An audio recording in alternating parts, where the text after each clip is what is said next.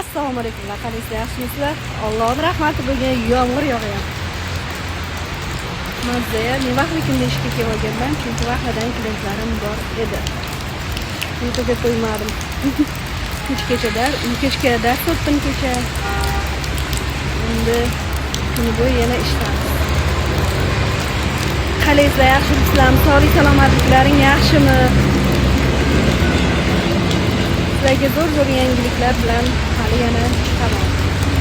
Storiyadagi bir narsalar rejalab yuribman.